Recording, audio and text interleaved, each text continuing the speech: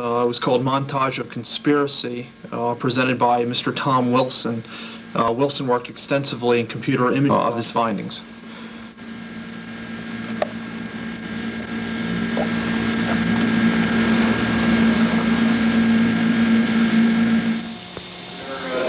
Local boys who have done well.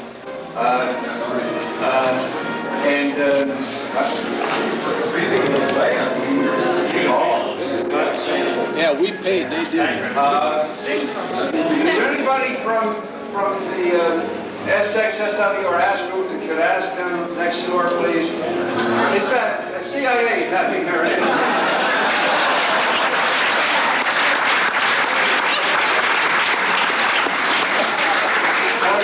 The bastards will stop at nothing. Unfortunately, Doctor, that is a live band next door. We had no notice that they were going to do this, so y'all are going to have to speak out loud. Y'all are going to have to listen. Yeah.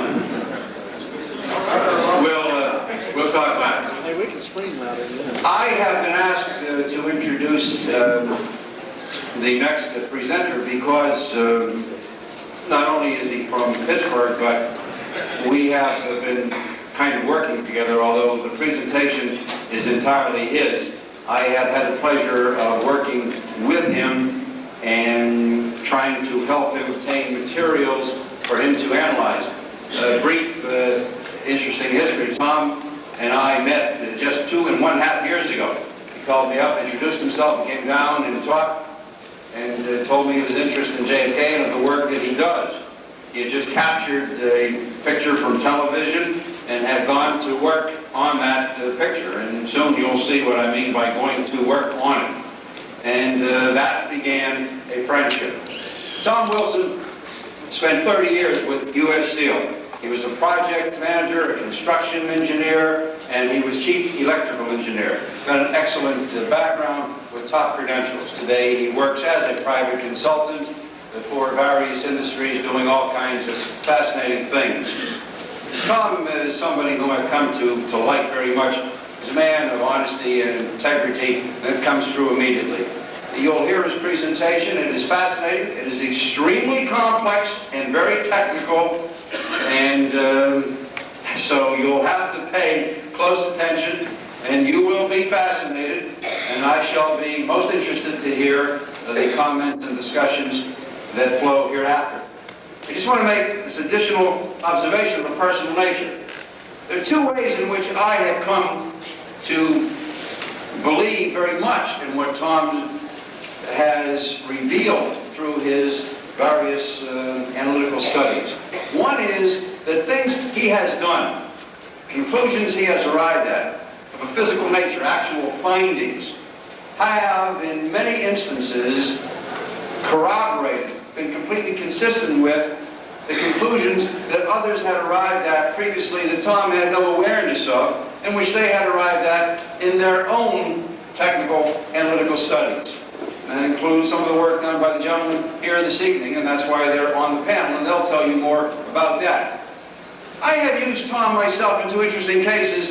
One, a homicide case, a murder trial in Hawaii. Another one, a very fascinating products liability automobile accident case in northern Michigan. And so I have knowledge of how that work can be utilized, and moreover, I have knowledge of the work that Tom did. In this case in Hawaii, where a stepfather was accused of the murder of his 6-year-old stepson, my analysis showed me that I was completely false. And Tom's work on a video that had been made showing the boy allegedly having been bruised indicated that the bruises were artifactual on the film and not at all real. And together that resulted in a very satisfactory outcome for the falsely accused defendant. In the northern Michigan case, very interesting, a man is driving an automobile, he's a passenger. He had fallen asleep after picking up his elderly father from a nursing home, and his cousin was driving the car. A drunk driver came across the center lane in the opposite direction, crashed into them, and killed the owner of the car, who at that time was a front seat passenger. The hood of the car sprung loose at the base of the windshield, something which is not supposed to happen according to federal regulations. And the attorney who was representing the decedent's estate felt that that hood had come through the windshield and had caused a serious injury to his head. No autopsy had been done. The local coroner in northern Michigan just signed the case up. Now this became critical to determine whether or not that head wound resulted in serious injury, or was it just a superficial laceration? Well, Tom analyzed the photos that we got, and he came to the conclusion that there was penetration into the skull, there were fractures, and there was hemorrhage. Well, a couple of months later, we dug that body up, and I did this exhumation autopsy, and there were skull fractures, and there was a hemorrhage inside. He'll tell you and he'll show you how he sees those things which the human eye cannot see. This is image processing by computer analysis. It is not any kind of enhancement. More than that, I do not know and cannot tell you, although Tom has explained it to me many times, but you have to have it explained many times. And you will now be fascinated, I'm sure, by his presentation. Tom Wilson.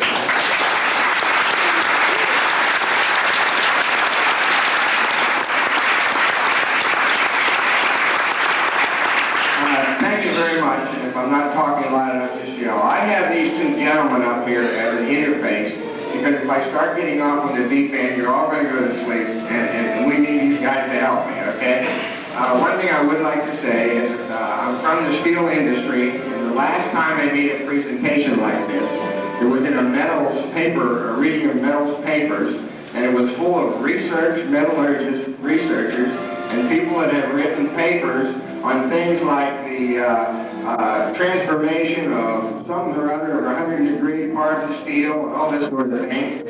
And there were about 20 presenters, and I was the last presenter. And my presentation was how remote control controls the locomotive in the steel mill and nobody gets killed.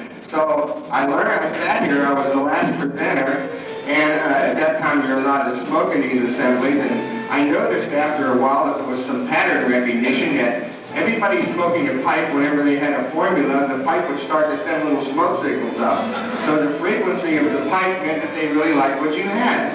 But I did not have a formula, being in the remote control business. Now, in a steel mill, when you're remote controlling a locomotive or a crane or something, you wear a belt box over here around your waist, and you control this particular item.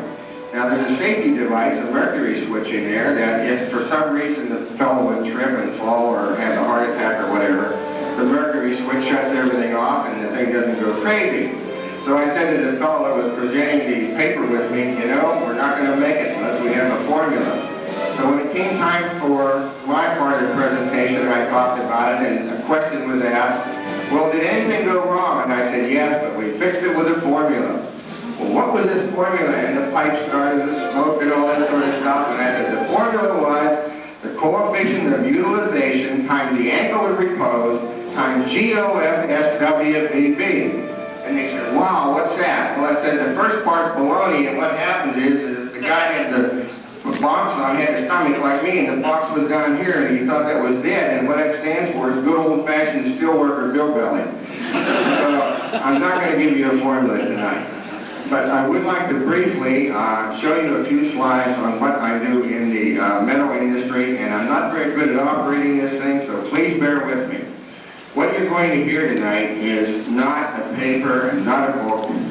It's an actual deposition that I have put together of proof of a conspiracy, and I think we have a little bit, that's fine, I think. Proof of a conspiracy, and I'm a little bit sick and tired of having some people come up with some very good theories, and somebody says, well, where's the hard evidence? Well, when we're done here tonight, I'm going to show you what I think the hard evidence is, and I'm willing to stand up and stand behind it. I think tonight we have our first shot at really putting forth the truth. So first off, again, I was going to read this from the deposition, but that's boring, so we're just going to wing it. These guys are going to butt in when they think I'm getting off the deep end. And, okay, forward. Thanks. Okay. This is a type of equipment. When we talk about that we're using image processing, we're not talking about something in a nice, clean laboratory. We're talking about something out in an automated steel line. And what you see here is a particular line where the cameras are there, thank you, Jack, and it's a CCD camera, and I'd be willing to bet that the same lens that's in that camera is in that television set back there. And that camera allows 250,000 sensors within that camera, each one of them looking at the intensity of light.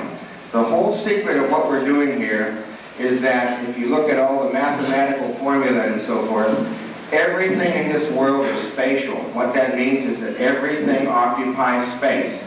So if everything occupies space and someone takes a photograph, then surely if you have a device that can go through the various levels of black to white, you're going to be able to see things that you ordinarily wouldn't see in this composite black and white picture. Now, you can only see basically 30 shades of gray, but we're looking at 256 shades of gray. So on a fast, high-speed moving line, 2,000 feet a minute, 60 inches wide, we can look at every piece of that material and see whether the surface quality is up to par. Okay, here's some examples. This is an ingot. Now, most people know what an ingot looks like, I believe, but this is a hot piece of material, and this has been looked at with machine vision, and what it shows in black and white on the grayscale is that blackened area is an area that is not evenly heated. It also shows where you're going to cut the end off so that you can maximize the yield within the piece and yet not cut off more than you have to. Here's another piece, and you can see this is another piece of material that is hot. And so what we're doing is we're looking at the radiated heat off the piece, and we're not using any external lighting, and we're checking it, and lo and behold, all of the uneven heating elements are shown in there as the various graphs. This is something that has allowed me to penetrate the photographs in the Kennedy assassination. This is a third dimension. I use the word loosely, but what it does is it looks at all of these little sensors, and where the sensors are bright, they're down flat. Where the sensors are up, there's more light reflecting back. That's the secret of everything.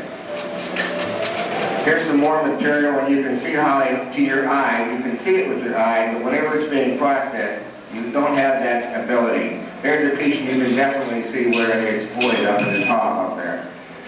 So now I'd like to show you how I got started. Here's one that shows the deformation of a piece of metal that's supposed to be flat and it isn't, and so forth. Okay, well, 2,000 feet a minute. This is fast stuff. And incidentally, somebody mentioned today about the fact about could you see a bullet in the air? Well, there are high-speed cameras that have been used in the military, and they have experience with them. We may not be able to see a bullet, but we have looked at missile shells, and we actually catch it in midair, all the way up to its trajectory. So there's nothing that can't be done today with the conditions being right. In November of 1988, I had a process going on in my office at my home, looking at metal, the detection of metal. And the whole database in this computer system was based on the fact that if anything had metal in it, I could detect it.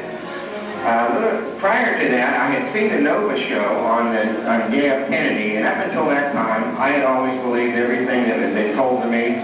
I'm of the age group where I believe, you know, this is true justice in America. I don't dispute what I'm told.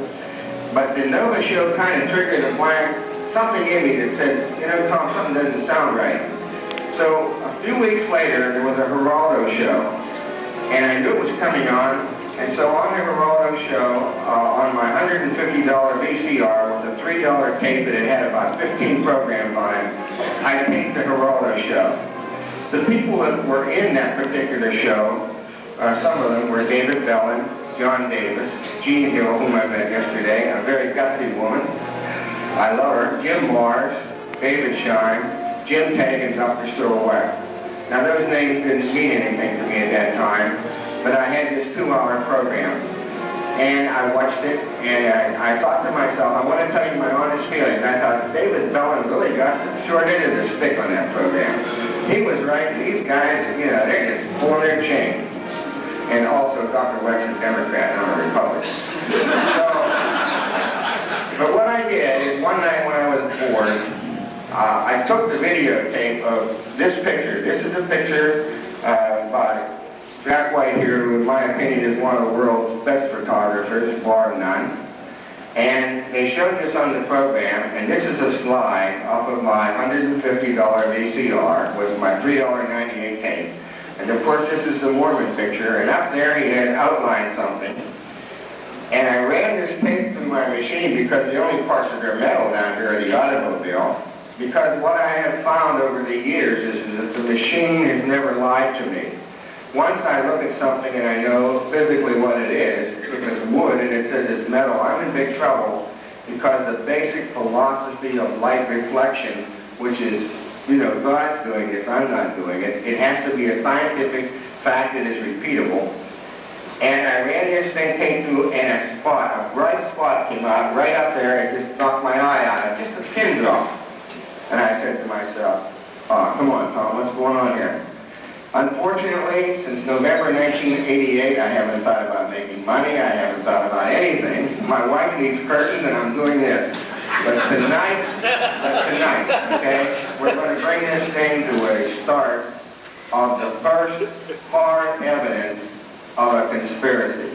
And the reason I call it a montage of conspiracy is because I'm only going to use 4 things as my evidence. The Mormon photo, the Zapruder film, the Nix film, and 1 autopsy photo. And what I hope to do tonight, I've compressed 3 years of work into a document that I'm willing to go to the government with, and Cyril Wecht's willing to go with me. And we're going to hopefully present a case that is going to have to challenge my technology. Either I'm a fake or I'm for real. I hope for all of our sakes I'm for real. I think I'm for real, and I hope to prove it, and I'll stand up there. These gentlemen are with me. So basically, that's where we stand on that. Now what happened was, this is the image that I got off of that little image. Now it's blown up now, but you can see on there that there's a basic shape of a badge. That is the thing that sparkled in my eye the very first time. And that's where we're starting. And now if we can turn it off. And I think Jim Mars would like to inject a few comments right now. I'm just here in the capacity of interpreter. I'm going to try to interpret for those of you out there who, like myself, are not very technically orientated, not particularly computer orientated, and some of this may tend to go right over the top of your head. But just to kind of briefly give a quick comment here. Over the years, the skeptics of conspiracy have always said, if there's a conspiracy, where's the proof? Well, you know, y'all have already seen slides, pictures, testimony. To my way of thinking, there's plenty of proof, but then they still say, but where is the hard scientific proof? Well, what's exciting, ladies and gentlemen, is that if Tom Wilson's technology is as he says, this is the hard, irrefutable scientific proof. The problem is going to be is that you've got to try to grasp what's happening here, and you've got to, for instance, the last slide he showed you, just look up at a big white blob up there, right? This is what his computer has blown up out of the Mormon photograph and focused in on this pinpoint, literally a pinpoint, that would be the badge on Badge Man, and he's got it up to this point. Now, to my understanding, here's what this is all about. As he just said, the human eye sees 30 shades of gray. His machine can see 256. This allows him to not only analyze the height and width in any photograph, no matter how bad it may be, but he can actually go in and strip away these layers of gray and reveal things that the human eye cannot see. Okay? And what you're going to see tonight, I hope I'm not jumping the gun, but I want to try to explain to you what you're going to see, so when they get into it, you'll at least know what you're supposed to be seeing. On the Badge Man photograph, he has established that there is a human being behind the fence on the grassy knoll, and that he has a badge on his chest, and that he is indeed firing a firearm, and that the puff of light in front of his face is smoke, okay, and not sunlight, and not an artifact of a film.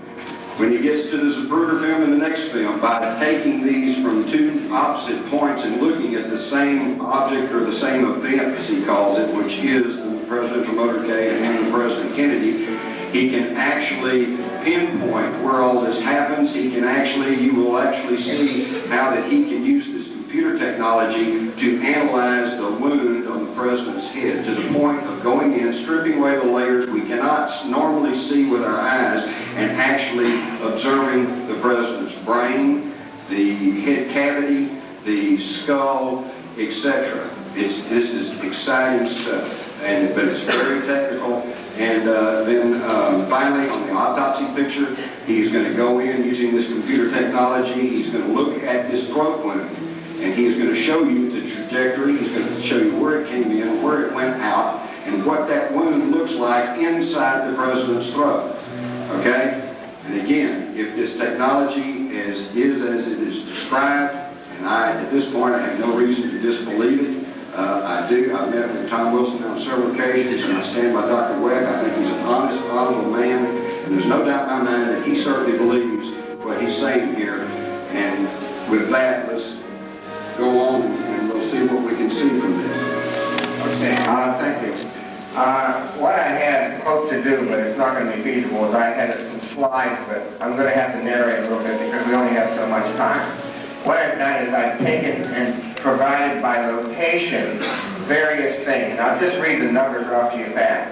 Later on or tomorrow, if somebody wants to get into the technical part of this stuff, I'll be glad. I'm not hiding anything. Everything that you see here, I have not patented because I felt that if I patent this ahead of time, it's going to allow some people to go out and try and shoot it down. So if I don't make penny worth, so be it. This technology is going to come out in a court with the government, and they're going to have to answer with it or go with it. That's my goal here. Now, on these particular locations, we're going to see the following. The frontal shot to the neck, the frontal shot to the head, the actual frontal shot to the head. Now, I'll explain what that means. I'm using Jackie Kennedy's right arm in the air as my datum point because I'm correlating this. And Jack White knows the term photogrammetry, which to me is a bunch of baloney. It means aerial mapping. We're looking, this man here is the best, okay? And they shot him down for a cheap buzzword. But we're going to look at Jackie Kennedy's right arm as she comes up in the Zapruder film, and it's the same right arm coming up in the next film. We're going to look at something that I found. I found a head particle in the air from President Kennedy after the headshot, the fatal headshot. There's another head part in the air. We're going to look at the shooter on the knoll. We're going to look at Gordon Arnold, the witness on the knoll. We're going to look at the Abraham Zapruder film, the Mary Mormon picture, the Orville Nix picture. I also talk about the unidentified man on the steps, but it's not relevant to tonight. And there's another famous picture that's been in all the books about the anomalous shape on the fence. I'm going to tell you what my opinion the anomalous shape is. And I'm going to show you an area on the Zapruder film that I have looked at time and time again, and I'm ready to make the statement it's an altered area in the Zapruder film that is not down in the developing of it. So we're going to start the tape here. And You're going to show the autopsy picture. Yes, and well, I should mention something else. I have done three things. I've also done what I call an electronic autopsy, which is another program, and I only have a very smattering of it, but I've gone through 23 pictures of autopsy photos that were given to me by Dr. Wecht, that were given to him by somebody else. I cannot tell you that these 23 photos are photographs of President Kennedy. But I can tell you that the 23 photographs are real photographs. And on one photograph in particular, I was talking to David Lipton. He's going to be very concerned about what I have to say about one part on one photograph. But those 23 photographs are real. Now, if they are real, how do we find out if they're the real assassination autopsy photographs? We go to the government and say, look, this is what we think they are. Show us what you have. You can look at what we did, but let us look at what you did. So we'll start this thing going here. Again, I'll be here tomorrow, so let's just try to do the best we can so that people at least see the bottom line here. Lower the lights, please. Lower the lights, please. I think it's still too bright. Remember, if I can't read, we're in trouble. So let's see what we can do. I think you'll be able to see everything okay at this light level, and he needs to be able to refer to his notes. And if you see an image up here you want to freeze, let us go and let's talk, okay? Okay, the first thing we're going to see is the basic units of evidence. I'm not going to use any theoretical evidence. I'm going to say, let's use these 4 pieces of evidence, and the bottom line here is that you can take any Mary Mormon picture you have, any Zapruder film you have, any mixed film you have, and we'll do the same thing that I'm doing on the ones that I have with your pictures. This is the proof. We're going to do it on any picture. There's the Zapruder film. I'm sure most everybody in this room is very familiar with this. I'm probably the only novice here. I'm not a researcher, and this was thrust upon me, but we're not going to drop it. We're going to see this thing through to the end. That's a portion of the Mormon photograph.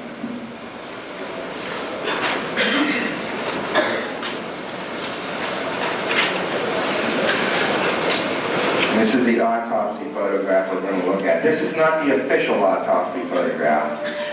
This is the one that I'm going to speak about.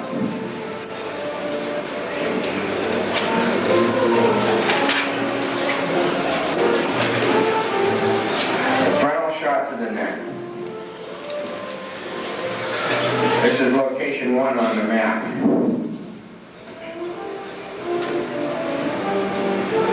President Kennedy's coming down. He just come past the sign. All the images that you see tonight are taken right off of the frames you've seen, right off of these things. The computer has not generated anything. Anything that looks like a computer model is not a model, it's the image. Now to the eye, this looks very blurry right now, but on the left-hand side is the raw video. On the right-hand side, I have established a database on this particular film for blood. Blood's going to come out red. Not that I'm coloring it red, but I'm saying that in this grayscale it's going to be blood. This is looking at the necktie knot of President Kennedy on the Zapruder film, and every area right where the bullet goes through it is necktie knot. There is the hole at the necktie knot, and you're going to see when the machine says it's blood. That's the actual blood that was on President Kennedy at the time that he was getting ready to clutch his throat. Now what I've done is projected things back so it's chronological in order. We're looking at the autopsy photo, and we're going to go down into the tracheotomy hole on the autopsy photo, and it's just like a gray level. We're going to go down into that hole, and we're going, and all this is documented. There's drawings and measurements and everything. This is what the human eye sees. There's a little blemish on the neck there. Here's the tracheotomy hole. We're going to tell the machine start to strip away the gray level. That's the blemish, this is the hole. Right. Start to strip this away. So that we can see what's going on down in that hole. And what you're going to see coming up there is you're going to find that there is a hole in there in the back of his tracheotomy, of his tracheal tube, and Dr. Wecht, correct me if I don't use the right terminology, but the hole is smaller than the smallest tracheotomy tube. If this hole here, see the little dot coming up? That's just like a piece of steel. If there's a hole in a piece of steel, it goes up when it's light and black when it's down. And this tells me that there is a hole in the back of the tracheotomy incision. Now, when we come to the other side, you're going to find out that we have a hole coming out the back of the neck and why you can't see the various things. But this hole measures smaller than the smallest tracheotomy tube, which means that if it isn't a bullet hole that went from the grassy knoll, through the front of his neck and out the back, the doctor, when he performed the tracheotomy, had to have shoved the tube through the back of his neck because that hole is on the other side. So now we have one frontal shot from the grassy knoll. Now this is location 2 and 3. The car has proceeded down the street, and now he's going to be shot in the head. And this is really, I've seen this 1,000 times. I've seen it at night. It's shaking. It moves me. Every time I see it, I can hardly control myself because you're going to physically see all of his head parts in the air. You're going to see down into the top of his head off of the Zapruder film. On the bottom is the famous shot in the head from Zapruder. Up in the top is real-time nicks. I do not use camera rotation as my synchronism here, because in a steel mill, if you ever try to anticipate the movement of anything with anything else, you end up with a lot of hot steel in your lap. And if you remember the Jackie Gleason film where he's throwing pies in cardboard boxes, after a while there's no boxes, but there's a lot of pies. So what we're doing is we're tying these three pieces of evidence. There's Mary Morgan and Jean Hill. God bless her. She never deviated for her statement. And I want to tell you, for what it's worth, Jean Hill is right. She is correct in everything she has said.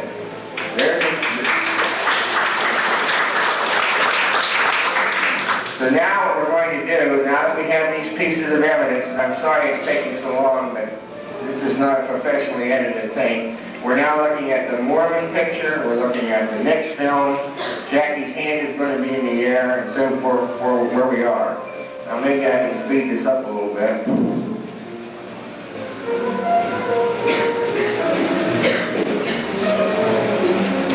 See where we are here now.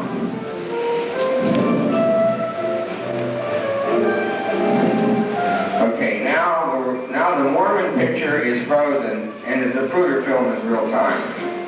Now, the thing I'd like you to notice is that in a color photograph you can see a pink cloud. Everything in the human spectrum is really black and white, and it becomes color when it becomes certain wavelengths. So if we just ignore color and we let the machine put a tagged false color on that we cannot change, the tagging of false color sometimes helps us to see anything. But in a normal Zapruder film, you just see like a nice white area on there.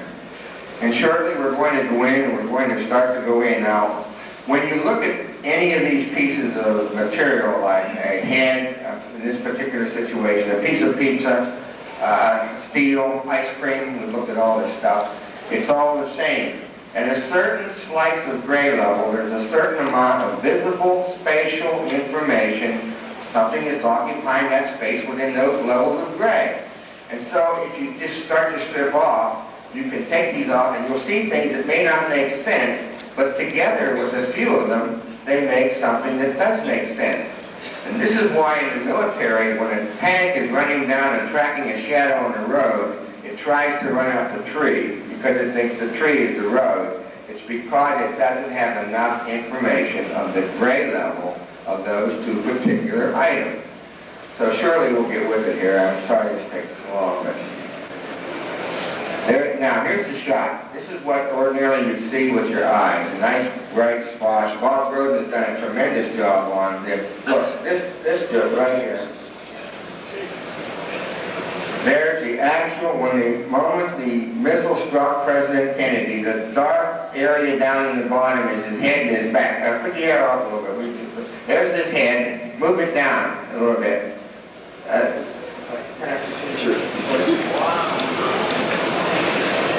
Now again, this is a blow-up of the frame of the Zapruder film. Here, I'm going to tell you what you're looking at, and later on you'll see a lot of it, but you're just going to have to take my word for it right now. Here is the hole in President Kennedy's head, the back of it. He slumped down on Jackie's shoulder.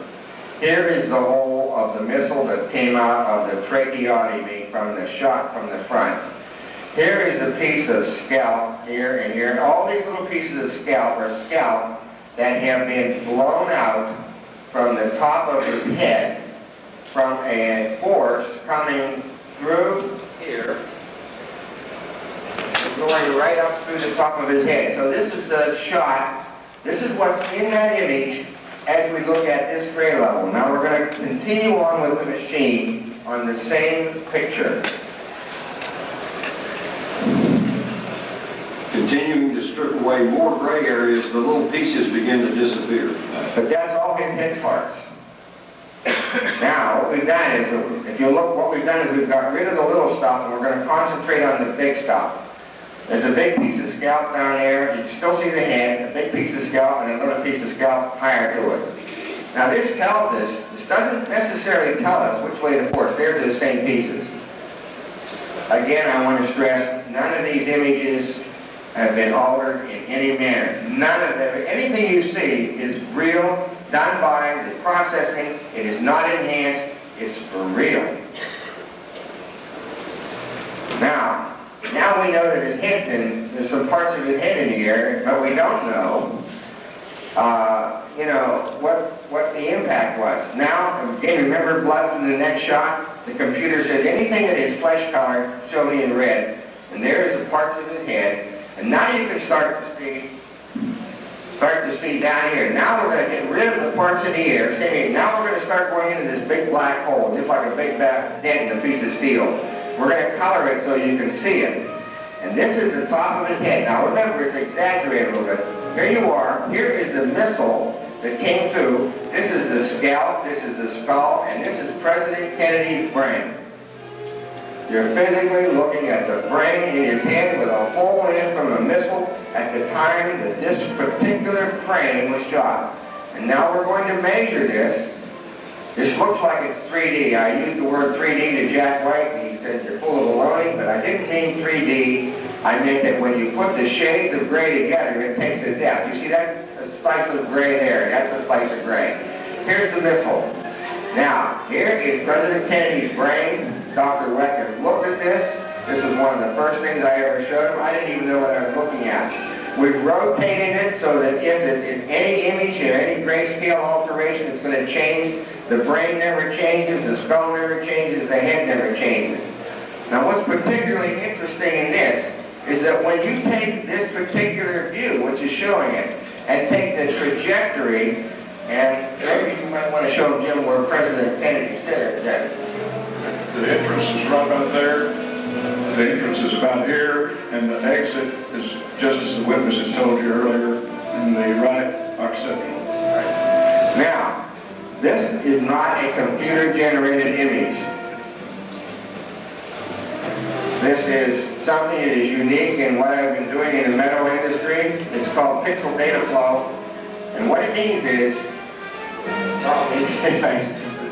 when we look at 256 shades of gray down here and down here, the camera's picking up 250,000 different points in an array. It's called a CCD array.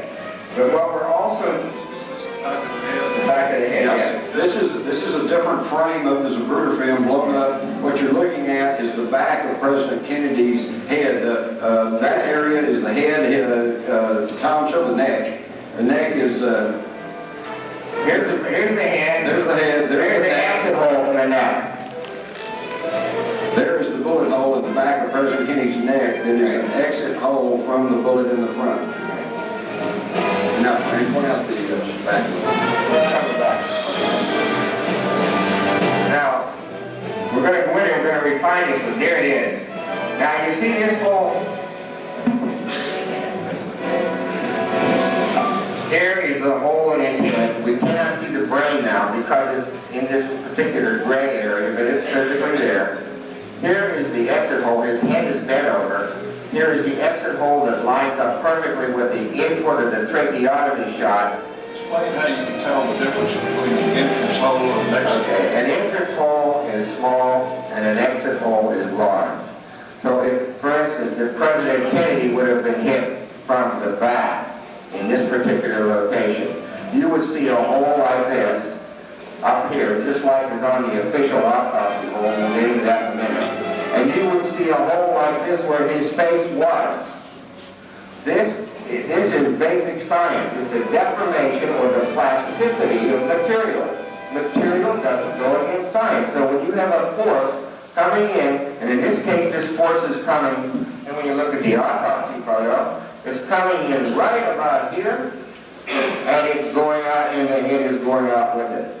Now, maybe more of President Kennedy's brain was lost, but it may have been lost in another frame of a picture a few seconds down the road. What's interesting about this picture is that he has a hole in his head. He has an exit hole coming out the back of his neck. But if you can look at this looks like a little wee something, but it's not deep, which on a piece of metal means this is a surface blemish. This is a hole. And what this turns out to be is that this is a hit in the back, from the back, through the coat, and we're actually looking where the bullet went through the threads of the coat, and that's why the hole is, this little wee dark area here is the entrance hole, but this is the threads in his coat. The were deformed by the penetration of the missile. I might also say that whenever we checked the angular shot of his back, it did not come from the sniper's lair on the 6th floor of the book depository building. It did not. Beg pardon? What frame? We're not going to talk frames. I don't care what frame it is. Okay? I don't ever want to see a frame in this thing because all I'm going to do is I'm going to look at motion and triangulation of events to fix things that never change, like the cornerstone, the poles, the walls. Things that happen are still there, okay? It is a frame, but he doesn't deal with frames. He's not familiar with them, and I'm sure I don't even know what frame it is. I'm sure at some point somebody can figure out exactly what frame it is. I'm sure that people that have normal technology must have the frame, but you see, I don't want to know the frame because I want to know this may have happened. There it is again. For all I know, this tape that I'm looking at, they could have made everything and spliced everything up, and I'm looking at an event that happened before it really happened. I'm an event person, and the steel mill, you better be right, because if you aren't right and it isn't at the right spot, look out, man. Now here is an excellent picture here. You can see it. The exit hole from the neck, the hole in the head in the occipital region, and the entrance hole in the back. So, from this Zapruder film, we can make the following conclusions, which I'm ready to stand up in court and say that the technology has shown me on this particular Zapruder film, and as far as I'm concerned, any Zapruder film in the world, I don't care what it is, if it is a trumped up Zapruder film, give me that film and I'll show you where it is. But for right now, we have 3 holes in President Kennedy from this bit of information, one coming in from the knoll, through the neck at the knot tie and out the back, another one coming in from the knoll from the right and exiting the top of his head, and one coming in from the upper part of the right back. Now, Jackie's located a little bit farther down here, and tomorrow I'll have these maps and so forth, but there's a lot of pieces of paper on the ground, and we'll talk about that later. But you see how her hand goes up in the air? That's my datum point. When her hand goes up in the air on the Zapruder film, and when it goes up in the air on the Nix film, I know that the events are sequenced. Okay, now here's the headshot again, and we're just talking about Jackie. Now, excuse me. The head particle, the third head particle that I'm going to talk about, as you go down through the Nix film and the Zapruder film, and it's apparent on both things, once I got involved in finding this stuff out, it's like a disease, you know. You want to keep going and going and going. And so I asked the machine to isolate the pieces of paper on the ground and any other abnormality that's in the environmental scene, and tell me if there's anything in there. You should tell them that you have databases which Okay, I should tell you that I have databases. Thank you, Jeff. recognize that. I have databases. I can take anything. If you want me to look at a pizza, you give me a pizza and I'll look at a good pizza and I can tell you what a bad pizza is. It's cause and effect. So I have a database now of the parts of President Kennedy, and I don't mean to sound gruesome, but now I'm coming this machine. I want you to look at these 2 scenes, just like in the original one. If there's any part of his skull or any part of his skin that's apparent up there, I want you to show it to me. And lo and behold, 14, I don't want to confuse you, but I'm not going to do this. I'm going to make a statement now that all along I believed that the Mary Moorman photograph was a photograph of the headshot. I heard Bob Groden say something today about a 1/6 of a second. I never heard that before. The Mary Moorman photo was not the time of the headshot. And this is what I consider to be the Bible. The actual headshot is 7 feet 6 inches farther west than the Mary Moorman photograph. And I'll explain later how I know that. But 14 feet 3 inches farther west from the 7'6", there is a piece of President Kennedy's head in the air. And I was talking to these 2 gentlemen here today, and we're speculating. I don't know if we're right, but I know we can find out exactly right. There was a piece of skull found on the grass.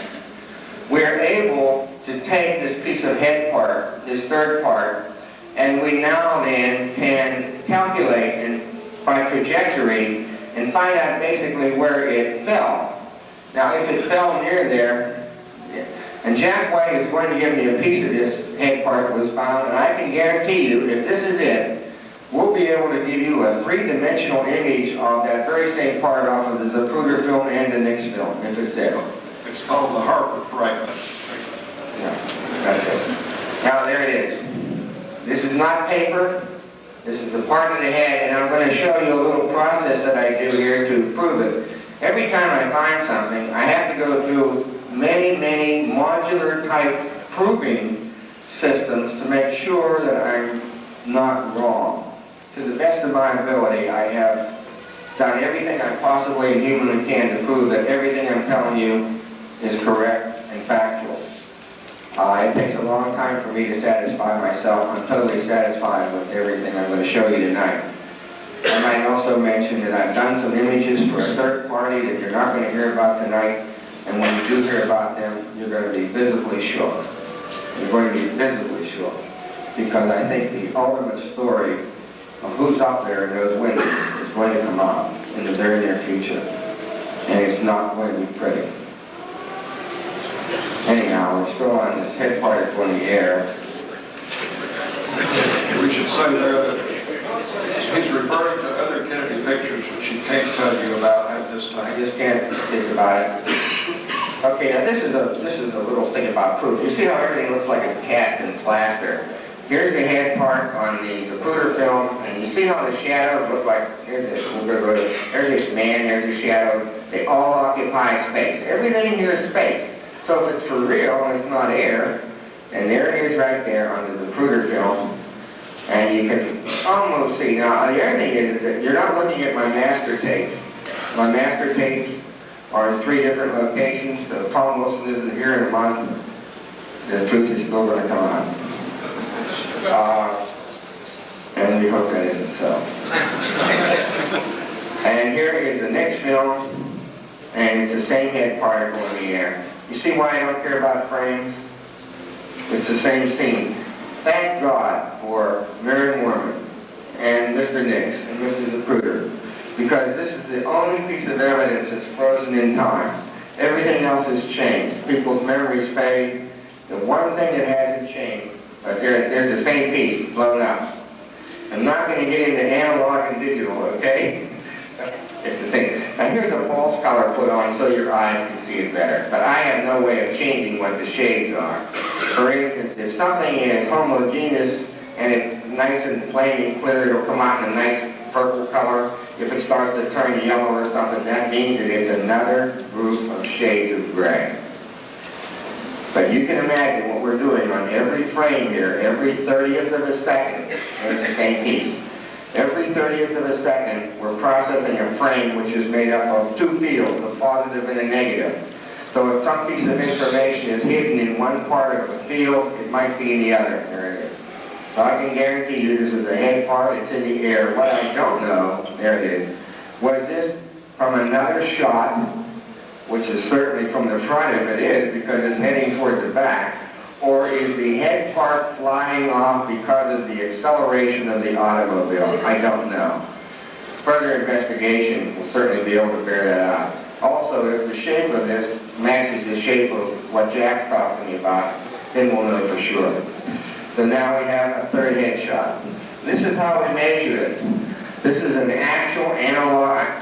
This is an actual plain line here that goes from the head part to, in this case, the Kennedy and so forth. And see how the little wiggly lines bend down where the hinges are? This is looking at every piece of information on a flat piece of photograph, but it's really X number of shades. This is the numbers you get out. I didn't think you wanted to see these tonight, because it probably filled this room. But for every image we have numerical data. We can go back and find the exact spot. This is how I'm able to look at any image, and once I find out any known constant, everything else will be linear because it's also in depth on grade level. So if I know a rifle is 6 feet long, and I put the same thing on up at the papers that he's carrying, they better be 11 inches wide. And they aren't, incidentally. Okay, now we're going to talk about the shooter on the knoll. Here's the exact location of the shooter on the knoll, and here again is the Zapruder film and Gene Hill and Mary Mormon. Incidentally, I took a Polaroid photograph in my home 27 years ago with an 800 model Polaroid camera. The picture of my backyard was laying with the camera for 27 years, and I didn't know it. I've taken it out and I analyzed it, and I can tell you that no matter what condition Mary Moorman's photograph is in, the information's still there. Mine was laying in the cellar in a box. My son's here. Is that right, John? Okay. So now what we're going to say is, first off, 2 shots were from the grassy knoll. 1 shot was from the back that we've been able to establish so far. We now have 3 shots. But not from the depository. Right, but not from the sniper's lair in the 6th floor depository. Okay. Now we're going to go back and we're going to look at that badge that I have, and we're going to go in and see if we can look through the smoke. Is it smoke? Is it not smoke? Somebody said to me in line today, they didn't know who I was or anything. He said, boy, I hope we find a smoking gun this time. If ever there was a place for a smoking gun, it's here. I loved it. Okay. I'm going to show you down into the left face of the shooter on the knoll, the man that fired the shot that killed President Kennedy. I'm going to show you him from that little picture that you saw when we first started. And we're going to do this in a series of progressions, but I'm going to just read some things that I can't elaborate on too much tonight because of the time, but I'm going to say that Kennedy was shot in the neck and the head by a shooter behind the fence on the grassy knoll. There are 2 shooters identified. I want to stop this. This is a photograph that was done for me by a fellow that was almost as good as Jack Wecht and did photographic photographer type enhancement. And this was obtained from a photograph that was made from a negative, that was made from a negative, that was made from a negative from the Mormon picture. And so I just want to show you what you can do without any of this black magic. You're going to see that this is the shooter. You're going to see that this is an object that is apparent in both the Zapruder film, the Mary Mormon picture, and the Nix film. And this, my friends, is Mr. Gordon Arnold. And you're going to see later on that Mr. Gordon Arnold really was there, and that Tom Wilson can prove that Mr. Gordon Arnold was where he said he was in the film that came out on the men who killed Kennedy. And I've searched long and hard to find out whether Mr. Arnold really was there, and I'll tell you, he was.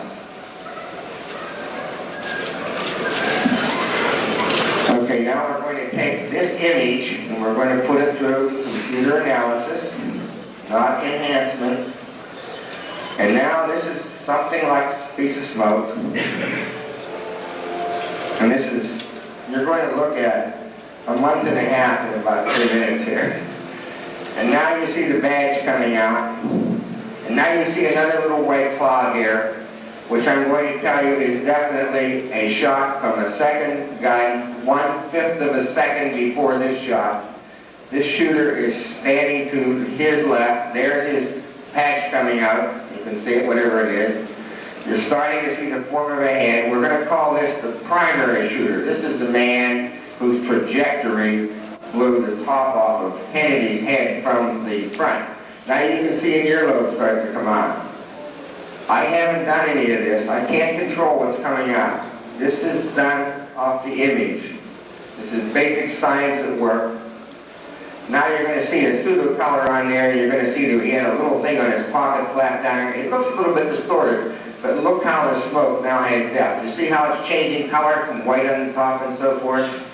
And I'm going to make the statement that I'll show you later. Some researchers have said, this is not a shooter. Here's his head coming out. This is not a shooter. This is foliage and light and leaves. And you know what? They're absolutely correct. And then there are other researchers who said, no, this is a man firing a gun on a rifle on the grassy knoll. And you know what? They're absolutely correct. Both of these theories are correct. And we're going to show you. Now you see his eye coming out. Right there. There's his head, there's his hair, there's his sideburns, there's a hole in his ear. And he has a mark on his left cheek. I'm just going to read you what I have here. Here comes the pupil in his eye. You're looking at the murderer. Is that his right eye? Here's his pupil in his eye right there. His left eye? Left eye. Here's his left ear, and here's a mark. Now, can you see the eye now? If I had an original photo, I think I could look in and see what he's seeing. He's probably seeing, you know. But here's a mark, and I just want to read you what it is.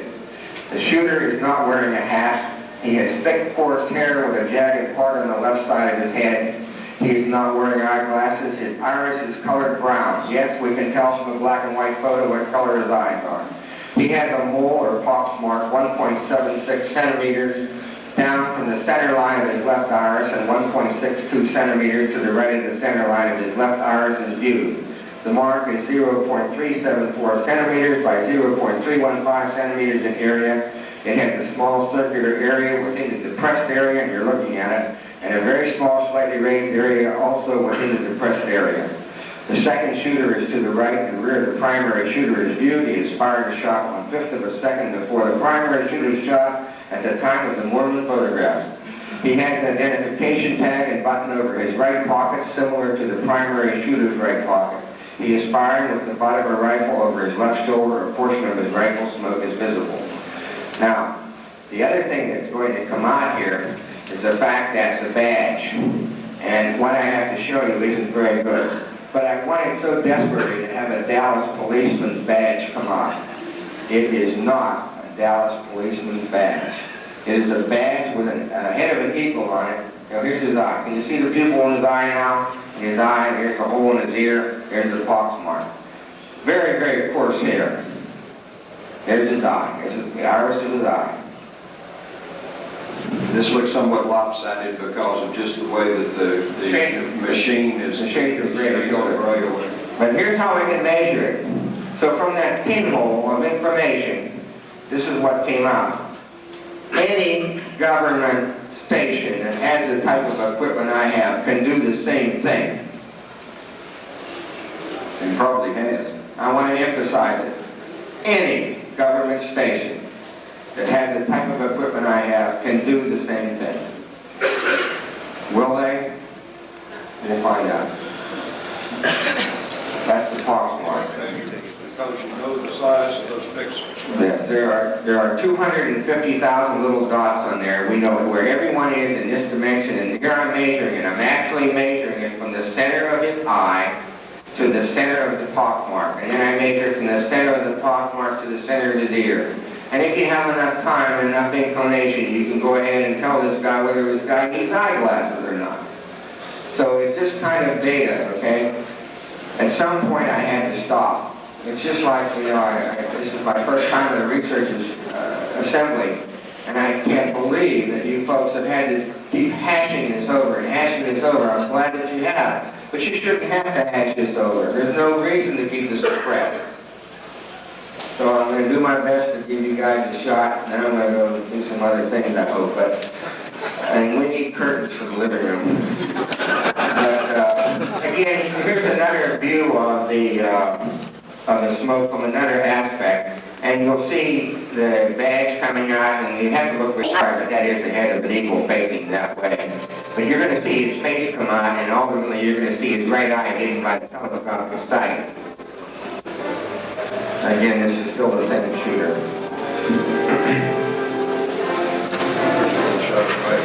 Oh yeah, here's a good shot. Is that appropriate music for the program? Okay, there's a good shot of the badge. And see, what this does is this says that there is density to the pixels. That means that there's something really there. And if it's background, you will see a nice flat plane. Here's the maximum part of the reflective image. Here's his face. There's his left eye. His right eye is completely obliterated by a piece of metal, which in this case is the telescopic sight. Here's the badge. There he is again. This is another program looking at the same image, but they come out a little bit different. But everything's in the right spot. Okay, so here's the badge, and this ends up to be the eagle's beak. There's the eagle's eye. I've gone to gun shows and badge shows, and I can't find any badge. I don't know whether this is a bogus badge or what it is. But, ladies and gentlemen, it's not a Dallas Star. I don't know what that means. I think one person knows, and that's Mr. Gordon Arnold. He had to be able to see this. Mr. Gordon Arnold was 27 feet away from this man. Looks kind of like a postal service. I'd think anything now. Anybody got a theory on postal service? The mailman on the road. Here's his ID. Here's his ID, and here is the button on his coat. There is his ID badge. If I had the original photo, I'd probably get tell you the name on it. Here is the button on his coat. This is his pocket. It's right in the right spot. It's right on his right button, right where he always wears them. There's the badge again. Okay. There it is. See an eagle? You know, the neural system works in such a way that I can tell you anything and you'll believe you're seeing it. I'm trying not to tell you too much. I want you to see it, but, you know, we only have, what, 6 days? Okay. Here is the Gordon Arnold. Now this is extreme. Oh wait, I beg your pardon. It's not. This is going to be the camera device. Here's another thing that came out. On the Mary Mormon photo, you saw that device in the beginning. It was just to the shooter's right, and to his left that he viewed it. In the Nix film that I had, and incidentally I've been to the archives and seen what the public sees for the Nix film and the Zapruder film and under the Freedom of Information Act, I have tried to track back exactly where the films were produced that I was looking at. I ran into a stone wall. The archives made a very valiant effort for me. The people were very nice, but you know I can't find out where they came from. And I'll tell you, what I saw with my eyes at the archive is not the same one that I'm looking at here. There's a difference. I can't explain it, but who knows. Anyhow, as you proceed down the next film, which is cut off of the top of my copy, and Bob Groden, I understand there is a copy that has the black part in it, is that correct? I haven't seen that. But what you're going to see in this black hole up here, here's the steps going up. This is where Gene Hill ran up. There's a big black hole here, but you can't see it right now. You're going to see something like, you're going to see a flash of white here. Down here. We're really up here now. You can see little specks of white. And the machine showed me that there was one speck in this great big piece of black that was brighter than any other. And so I went in and did some image processing on that speck, and lo and behold, I found the same object on the Nix film as is on the Mary Mormon photo. And I'm going to read this while you look at it here. And what this turned out to be is, and I can't explain why, but here it is. Here's the shooter now. You can see the badge is formed. We're talking about this little blob right here. Remember, there's a lot of foliage and leaves and so forth. The camera-type device is located in the Mormon photograph to the left of the primary shooter as viewed. It is also detected in the Nix film. It starts to come out. The third person behind the fence is holding the camera in his right hand over the right side of the camera, 4 fingers, the lens portion. Now you see the camera. Here's the camera. You're going to see the lens and the aperture come out, and this is some sort of a device, and you're going to see his fingers right around this side. Now, can you see the sort of the shape of the camera? My theory on this, and I'm trying not to theorize, but what I think it is possibly not to take a picture, but it may be possible that there's a third person using the camera as a ranging tool to assist the shooters on his left as to where the location. There's his fingers right here. It might be assisting him. He's at 35 feet, he's at 100 feet, whatever. I'm guessing. Now, when you look at, if I just knew what type of camera it is, there's the fingers right there. Here's the lens. Doesn't it look like a Polaroid camera? The frame of it, this is a bellows. I haven't gone in to find out whether this is cloth or metal or what, but this is definitely a viewing piece right here. If I knew the type of camera it was, and we could actually tell what the focal plane is, we'd know whether it was a ranging device or not, because some of these things aren't any good. They're closer than 50 feet, so I just can't answer that. But it's on 2 pieces of film, and now what we're going to do is go in, and lo and behold, you're going to find out that that same device is right here. Now remember, on the Mormon picture, she's way down here looking up, but Nix is coming by, and so it's not, here's the fence line. it looks like it's below the fence line, but when you take the angle of the shot of the next still, it probably is at the top of the fence. And what we're going to do is we're going to take this analog signal and we're going to digitize it so that we can see squares in there. We're going to find out where the fence line is, the trees are, the sky, the air, and so forth. And I don't know what it is, but it's something that's in 2 pieces of film. It's right here. It's right there. Now you can see what I'm doing here is I'm actually letting you look at the scenes that were grabbed, and this is done through many, many steps. Some of the things on the shooter that you've seen have taken the machine a week and a half to perform the function.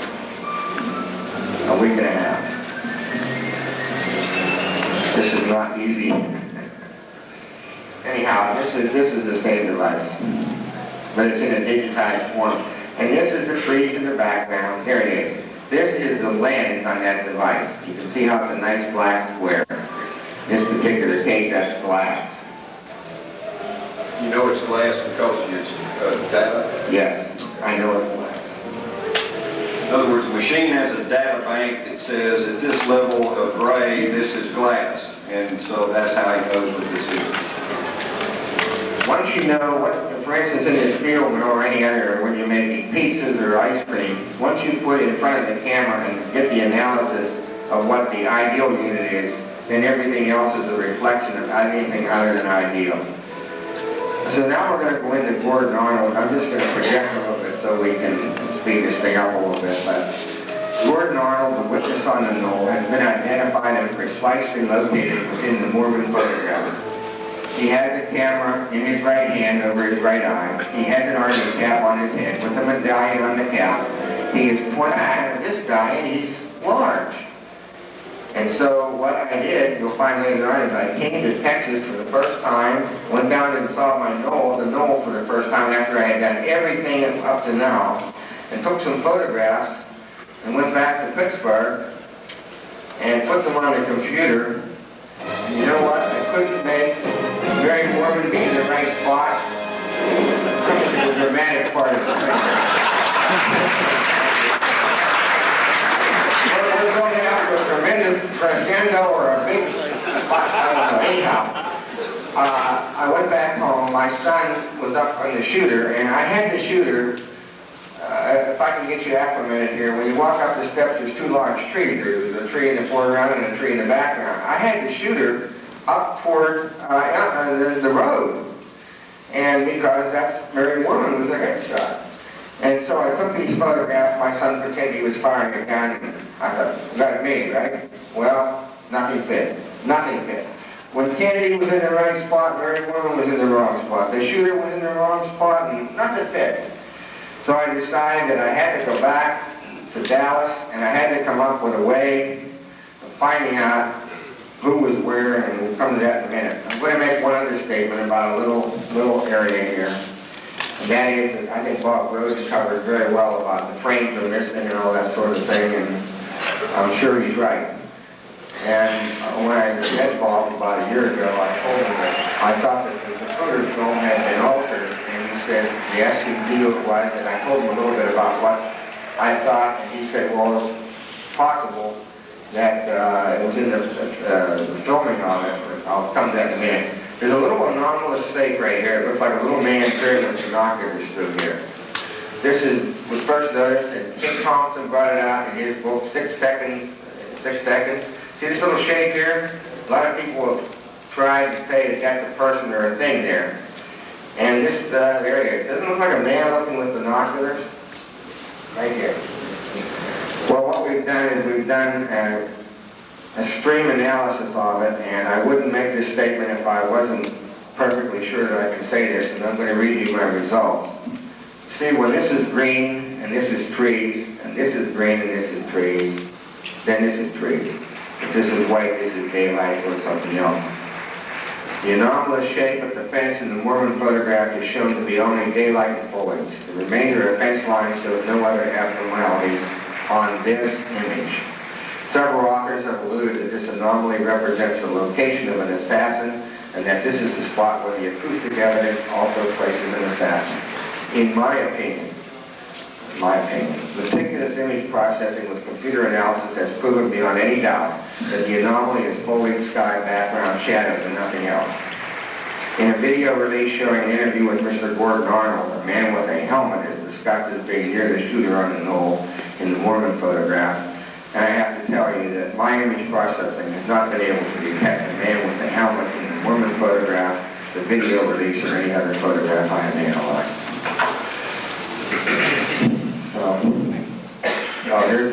This is the final proof. Here's a little guy with a binocular, and you see how the environmental is the same height and everything else. It's the same. There's no other object in there. Okay, now we're going to come into the area of the Zapruder film, and I don't know why this is. I don't know whether it's only on the copy that I use, which is off of a $3.98 tape off of a televised broadcast, but there is two areas in this one frame. This is still on the guy with the binocular. I'm sorry, it's too much time there. Oh, this is going to show you going down to the grayscale. Every time you see the color change and every dot change, this means that every time it changes in any portion of this image, there is a gray level that is different. See how the trees come out in the sky, and see how it turns purple and gray. So if I were to stop it right here, I could analyze that. And then I could make it get smaller, and I could find out where it disappears, and so forth and so on. This is how this stuff works. Okay, now on the Zapruder film, there's two areas that are really goofy to me, and that is that for some reason, right here, here's the car coming down the street, in area 13, the grassy, here's the Zapruder up here looking this way. This is the scene you see. I've taken the field and the frame of the images of the arm here, and when you go to a 60th of a second to the frame in the next, to the field in the next frame, you're going to find that whoever did this, when they took the elbow, it's bent this way, and they made the elbow go backwards in the next 60th of a second. This was done by a halftone process. I don't know what happened, but somebody screwed up is the best way I can say it. This is one raw video image, and this is the processed image. And what you're going to see coming up a little bit later is for some reason they've taken the grassy area in here, and they've actually obliterated it. Can you see how this thing bends this way, this way, and this way? It's very subtle. But this is the 60th of a second difference, and they're going opposite way. This is fine. This is exactly right the way it should be. Now right in here, in this location, and maybe Bob knows the answer, Bob heard this, but right here I have established in my own mind that this is not part of the process of photograph, developing it. I've taken this thing down to the core of the Mylar. I did a study for DuPont on a Mylar that's used in videotapes 5 years ago. And I have a database on Mylar. And this is what I've done. I've gone down to the grain of this particular film. It's basically the same. I don't know why. I don't know whether there's something on here that's been wiped out. You can't see it. Okay, now I told you I went to the knoll and we took these pictures and nothing fit. And in the job that I was in for 30 years, if you weren't sure, you had a building fall down or something bad happened. So you have a tendency as an engineer to double check yourself. This is the scene in 1990. This is the scene in 1963. Together, I'm going to let the machine look at them and tell me what difference there is between 1990 and 1963. I'm going to give you a little bit of a preview here. I don't want to make you think this is black magic. But what we've been able to ascertain is why the people that said they saw a form of a man were right, and why the people that saw a shooter were a form of a man are right. When I was able to find out exactly where everybody was, this film in 1990, this picture, and I have it on a slide, and I didn't have the time to do what I wanted to do, but if you look real hard as we go through here in 1990, you're going to see the shape of a shooter. It is a phenomenon that is, it's unbelievable. And when you look at the trees and the grass and the wall and everything else, you're going to find out that you can see both. Now, where was the real shooter if the other thing is the form of a shooter in sky? And we're going to show you how we can prove that, where he was and why it looked like that. You're looking at 1963, you're looking at 1990. Is that real time? Real time. Real time.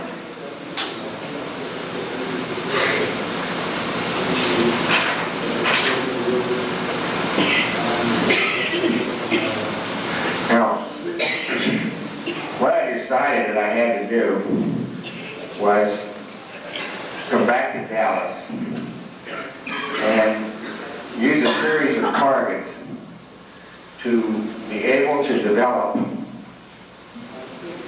where things really were.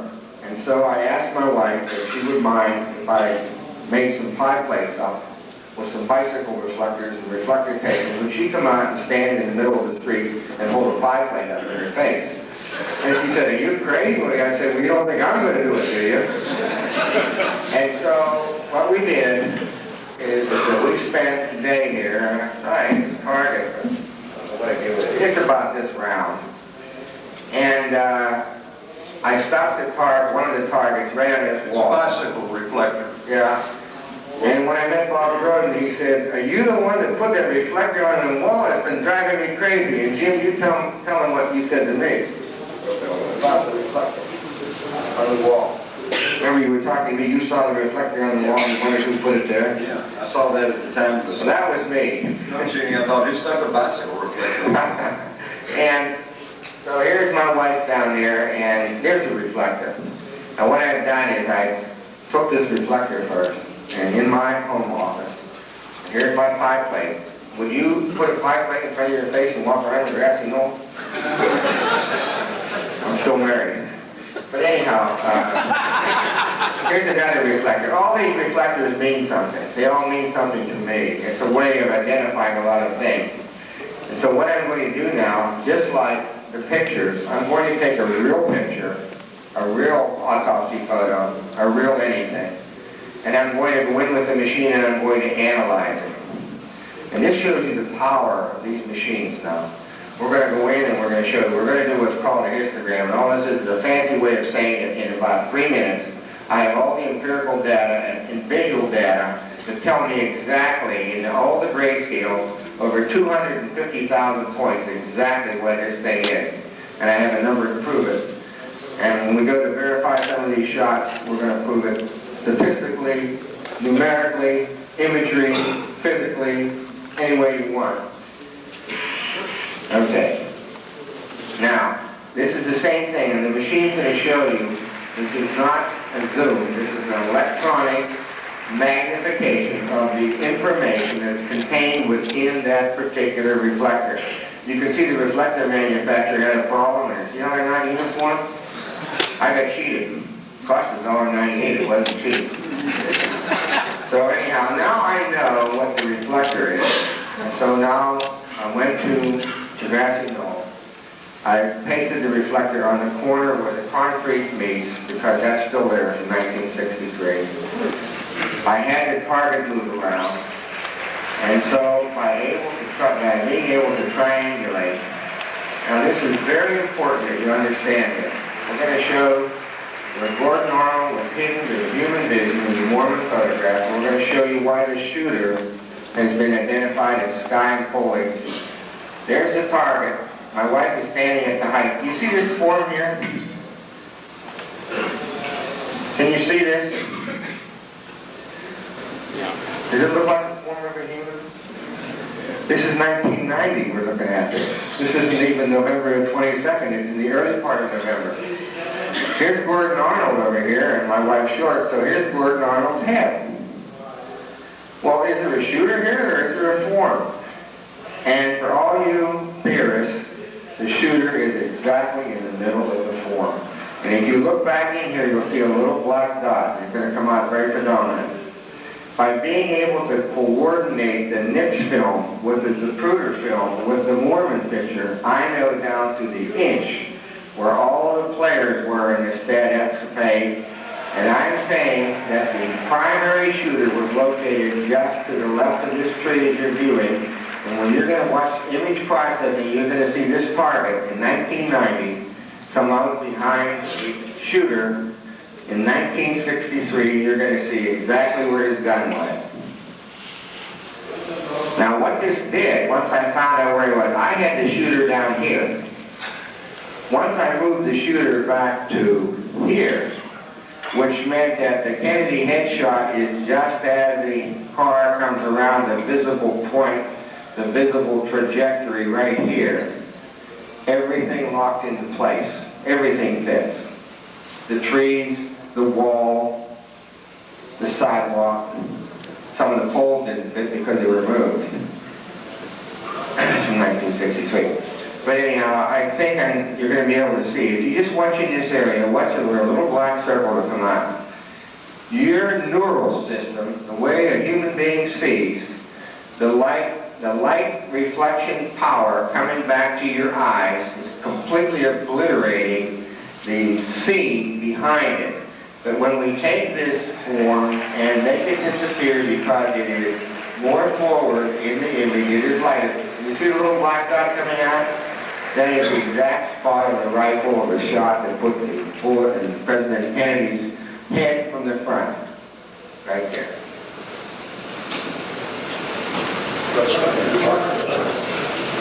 And for some of you that may be confused about how the bullet comes in and comes out the top, let me go back and look at this Zapruder film, and you'll find that Kennedy was over to the side with his head tilted kind of down, and that means the bullet comes in this way and comes out this way, and yet it's on a straight trajectory. It's the angle of his head. Now, I want to speed this up a little bit, but we go on. And then the other thing I did is I've taken all of these scenes and I verified with the measurement devices you saw, and I check it to the fixture of things that have not moved. But it just is uncanny. I never would have believed this, that you can see. And I've looked at slides with Jack Wecht. Well, I've looked at all the slides he has, and he has a tremendous catalog of them. And I can see shots that he took with a camera 5 years ago, 7 years ago, whatever, and the same form is still there on the grassy knoll, and maybe it's even there today, I don't know. I know they trimmed the trees back and stuff, but that form was there before they trimmed it. There's my reflector up there, and the machine is actually honing in, and then it goes and makes the main. Mr. Wilson. Yes. I don't mean to interrupt. I don't understand how you're seeing a gun in the 1990 photograph. No. I don't see a gun there. What I've done is I've taken the Mormon photograph and I found out where it's located.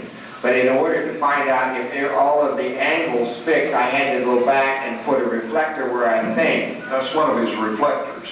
This is on the reflector, okay? What I'm doing now that I know where the shooter is, I'm checking all the angles off of the Mormon picture, but I checked the same angles in 1990 from the same point. Can you see how the line is coming down here from this corner point? There's no reflector now. Can you see how the line is coming down from the President Kennedy's head on the Mormon photograph?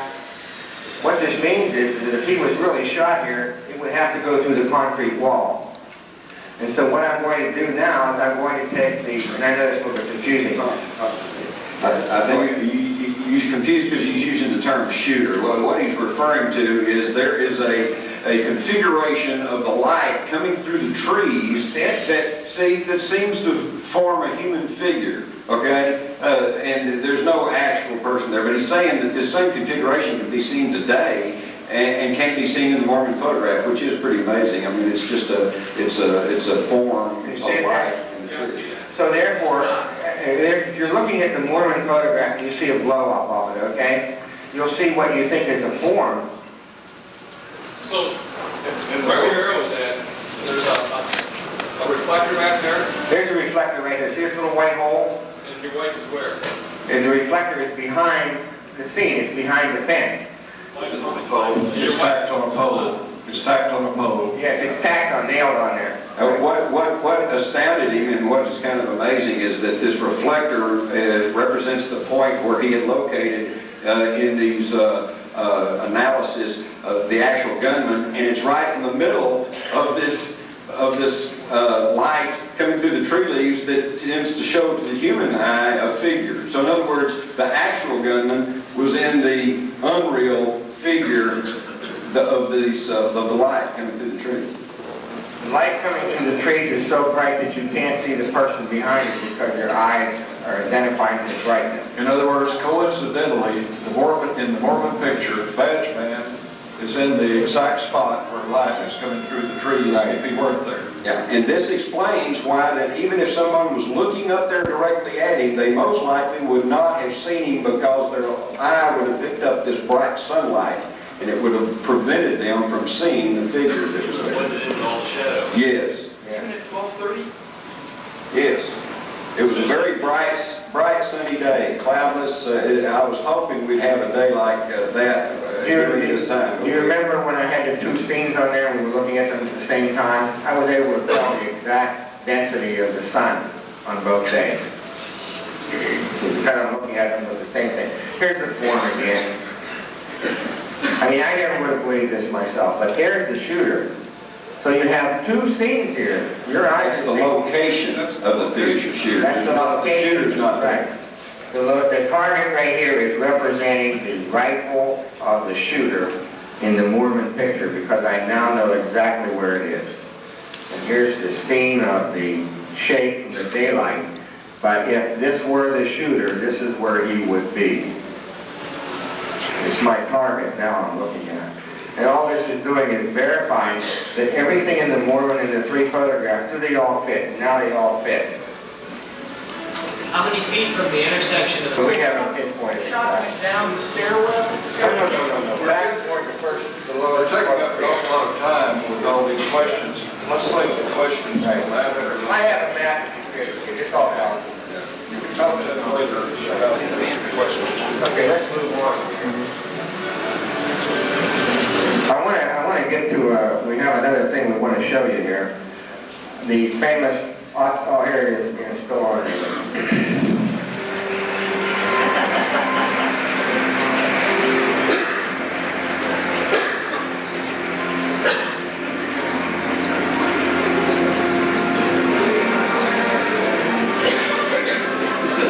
Here's a good reason why it didn't fit. If you look at the angle of the corner of the concrete to President Kennedy's head in the Mormon photograph, and you look at the angle between the target, which is the pie plate, from the same location, if the lines went parallel, then that means it's the same position. So see, this line is coming here, this line is going this way, so from a center line, this is going to the right, this is going to the left. These lines have to put it crudely, these lines have to be going in the same location in order for them to be at the same exact spot with relationship to all these physical things that haven't moved. And so that's where the 7'6" came from.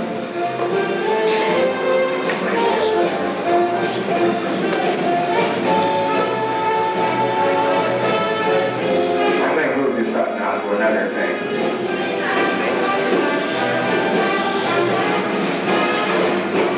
This has all been verified. If you recall the so-called autopsy photograph of President Kennedy, the one that has the very small bullet hole up here in the top, we've been able to establish, and I won't take much time, but I'm going to show you one image that Bob Groves has said for a long time that this whole part here is gone. And this is absolutely an alternate photograph. This is absolutely and totally painted in, so to speak. We're going to show you what the head shot looked like, what the autopsy photo looked like before it was altered.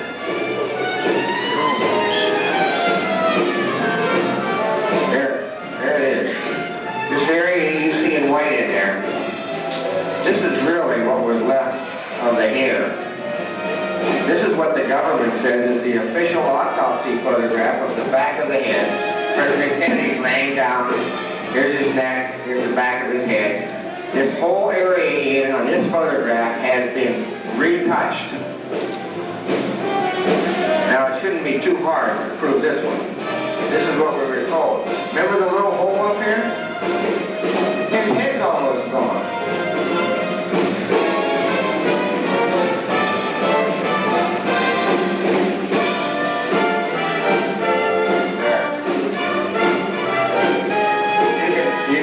See the stages of the head was, and I have a lot of words down here about the masks that they use and how many masks they use.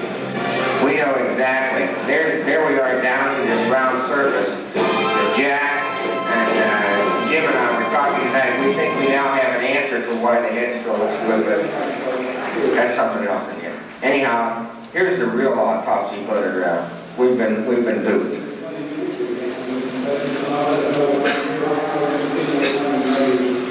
There's the picture we were shown on the left. Here's what was really there when that picture was taken. Now, one last thing I'd like to talk about, and I'd just like to make a closing statement, if I may. Well, here's an overlay. This is kind of stuff Jack Wecht does. We can do it with machines now, so we're going to replace them. Anyhow, see, we're going to overlay this. You can see the altered part. It matches up perfectly. We're going to take one fast look. Oh, here's a scene. Here's another scene where the photograph has been altered. The person whose hand belongs here was the person holding this hand when this photograph was taken. So this person, whoever it is, knows that the head was in actuality in this condition when he was holding it. Whoever this is, he's not fake. Here, this is not fake. Here, but all the rest of it was gone. So if this person will come forward, he's a witness to the problem. There's the same two scenes. The top, or what we were led to believe was true. The bottom is the way it really was. Oh, there's a lot of stuff on other things on going down into the tracheotomy, and we've already been through that, but we know what we're looking at.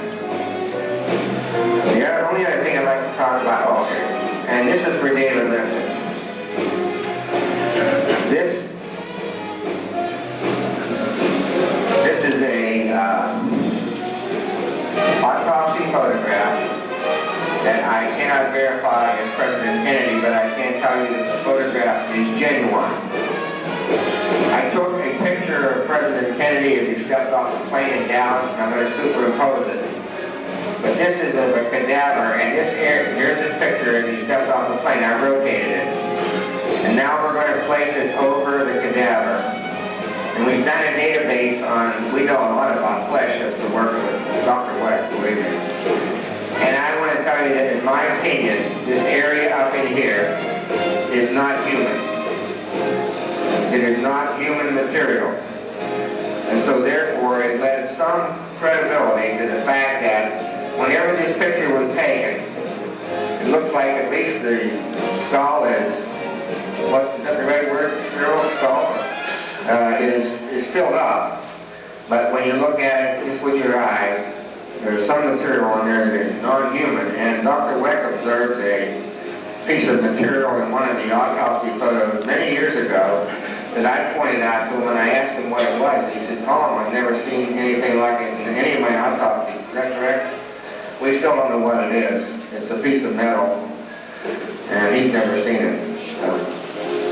Okay, so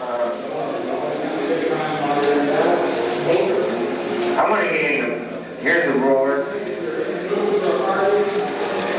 These hands, this autopsy photograph is real.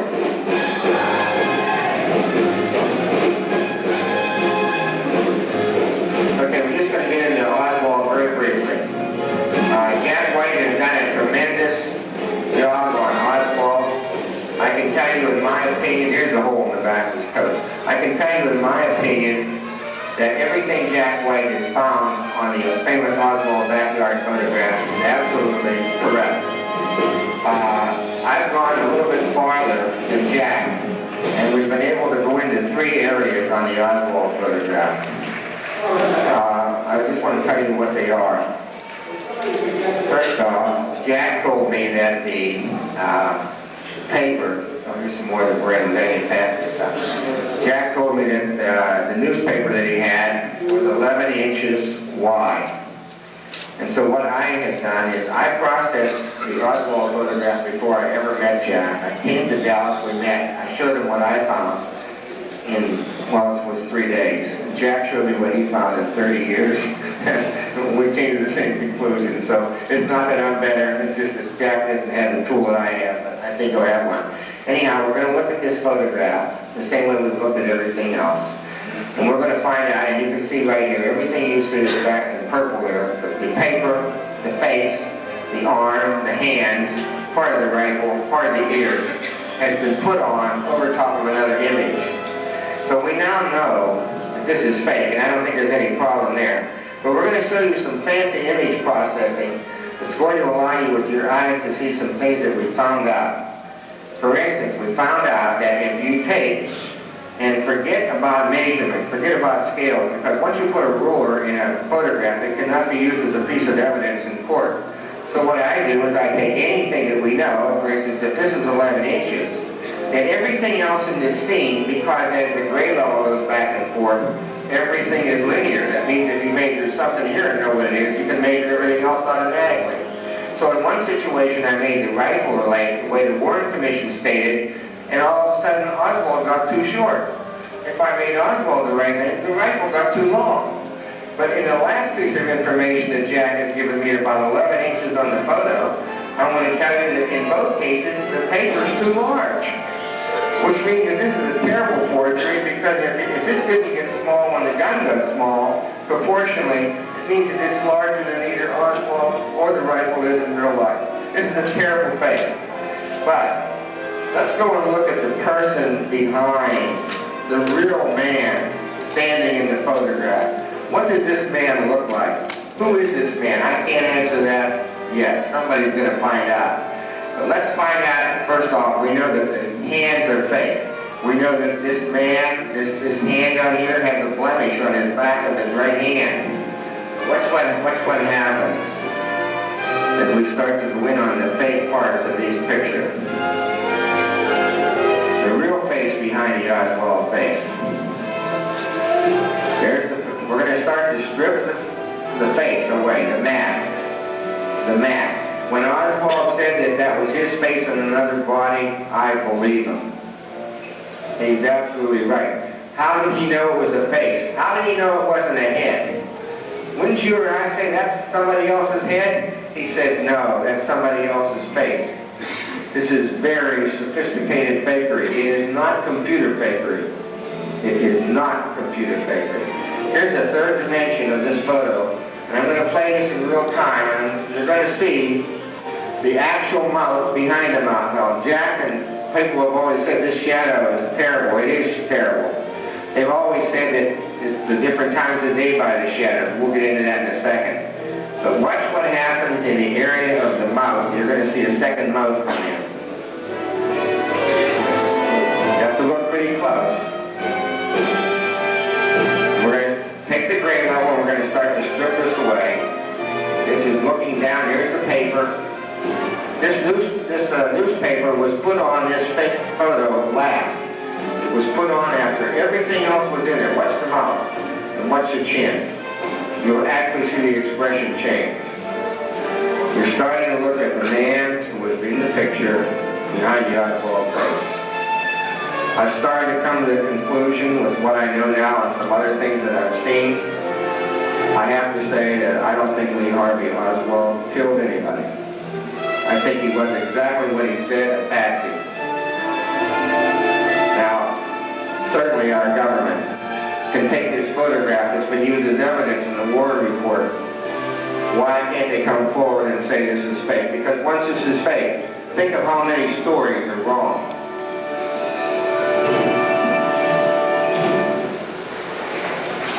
The speech is up a little bit.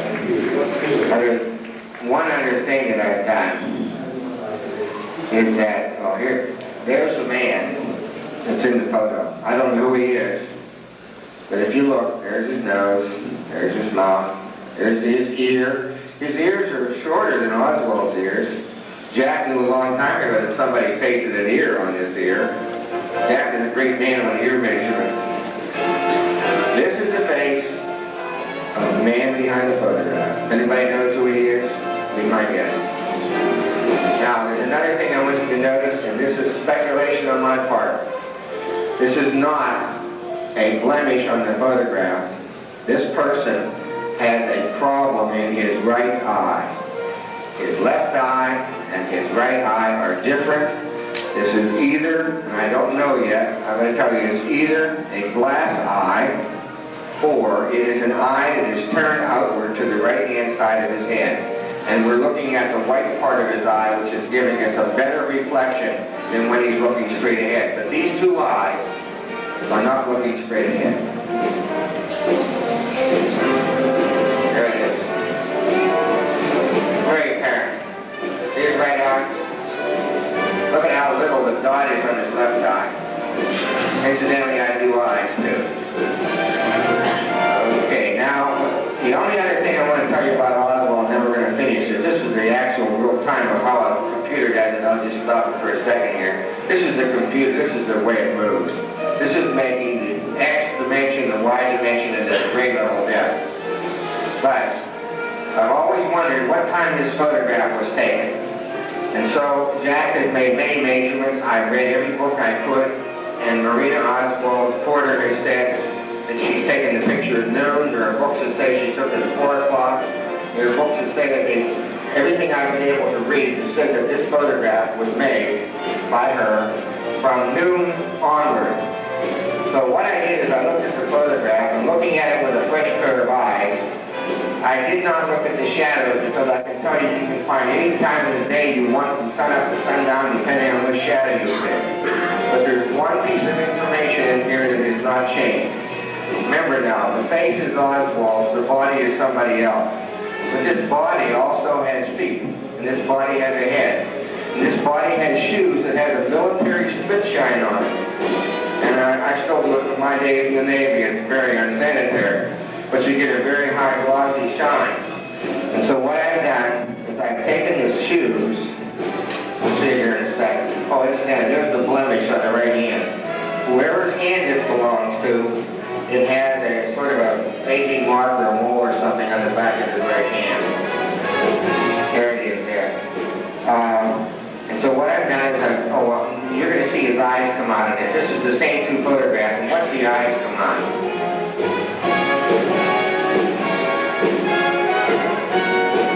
Digitized image, but wait till we get down and past the black. Look, can you see his right eye?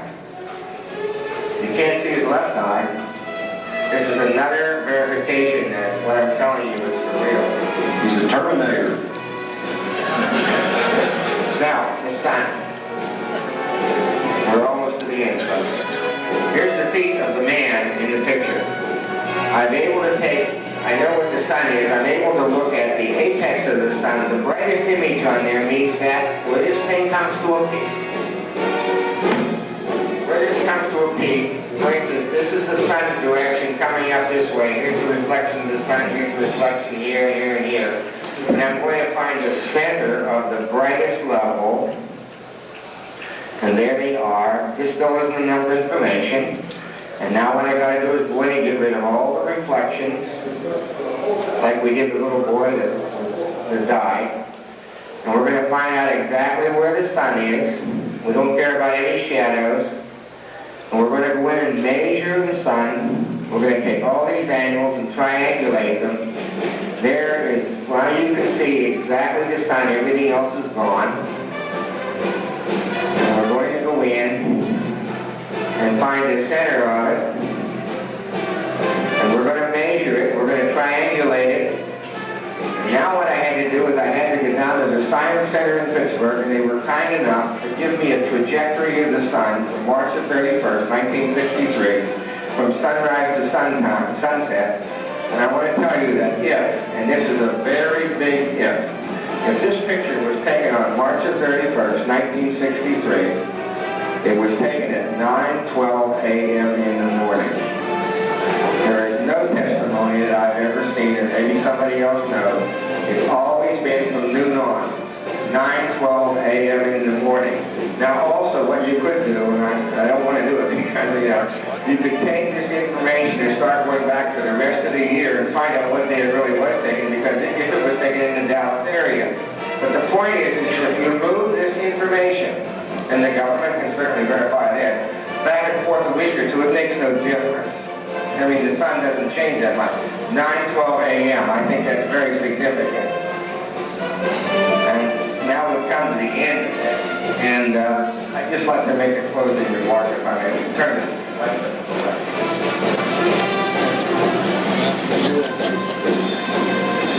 It is great. I'm going to read something here.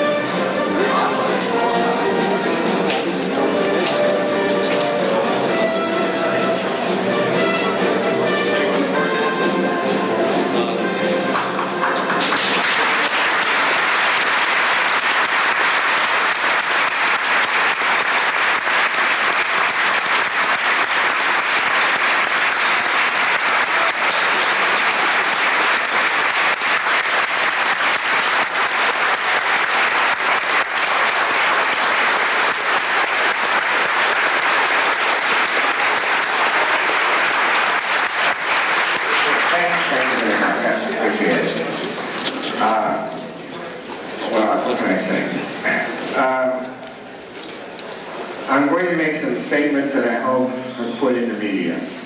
I make these statements from the bottom of my heart. I make them because I believe I'm right. And I'd like to make a plea for several things in the public. If they don't get in the media, at least you folks will know what I said. Number one, I would like very much if Mr. Gordon Arnold would come forward and make a statement of what he saw that day, because I can prove Mr. Gordon Arnold was there, and that what he said he did. And I realize the way he feels about his safety probably. I feel the same way. But you see, now it doesn't matter whether Tom Wilson's here or not. We have 100 people that can go forward here. So I would ask, I've never met Mr. Arnold. If he wants to come forward, any one of these gentlemen would help him, I'll help him. But if he would just come and make a statement, we have a living witness as to what you saw on the screen tonight, whether I'm for real or not. The second thing I'd like to make is a statement that perhaps Marina Oswald Porter would like to maybe make a new statement on taking the photograph in the backyard. There's one other piece of information we have. Jack Whiteknight has confirmed that the person taking this photo would have to be much taller than Marina Oswald. But the important part is that, as I understand it, she said she looked down and the camera had a viewfinder and she didn't know she used it, so she put it up to her eye and took the picture, which allows for the increase in height. But to the best of my ability, the Imperial Reflex camera has no feed sight. How can you take a picture if you can't even see what you're taking? And these pictures never deviate by a quarter of an inch of the angle. How can anybody hold a picture of a camera on a quicker camera? I just wish that Marina Oswald, she's been in this country for quite a while, perhaps she might like to make another statement, or perhaps she might like to see why I'm asking her to make this statement. The other thing I'd like her to do, if she has any control over it, I would like her to maybe make the exhumation tape of Oswald available to Dr. Wecht and I, so that we can put this through image processing and the best forensic guy in the world can take a look at it, and we'll tell her whether that's the same person or not. I'd like to see that tape if it's available. The next thing I'd like to ask in public is that when I first found this out, I tried to do it to the media. I went to all the big names. I went to one other researcher, and I was turned away, and I understand why that happened. But all the big names said, this is old news, or we don't want to talk to you. The only person that returned a letter that I wrote, this is all documented, was Mr. David Bellin. Mr. David Bellin was an attorney on the Warren Commission. He sent a letter back saying, I don't think you're right, Mr. Wilson, but since you've put so much time on this, I would like to be able to meet with you and see your findings. Well, I never asked him to come to Pittsburgh, and he never asked me to come to Des Moines. But on the program that I photographed, that I started off with, he said on there, this is a loaded ballgame, and if I had 2 hours, I'd be able to explain my case with a single bullet theory. I'm offering Mr. David Bellin the opportunity to sit with myself and Dr. Wecht in an open forum. Nothing is going to be closed doors from now on. In an open forum, and I'll be very glad to show him what I have, and perhaps I can change Mr. David Bellin's mind. Maybe I can't, but you at least should look at it, and I respect the man for it. The next thing is I'm from Pennsylvania, and I'm going to ask my senator, Mr. Arlen Specter,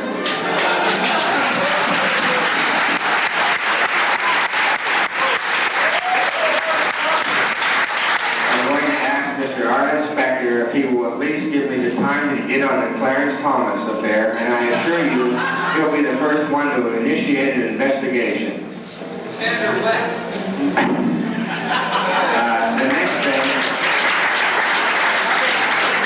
The next thing I'd like to do is I'd like to suggest to the government that I'm willing to expose every piece of my technology. I have thousands and thousands of hours of how I did this.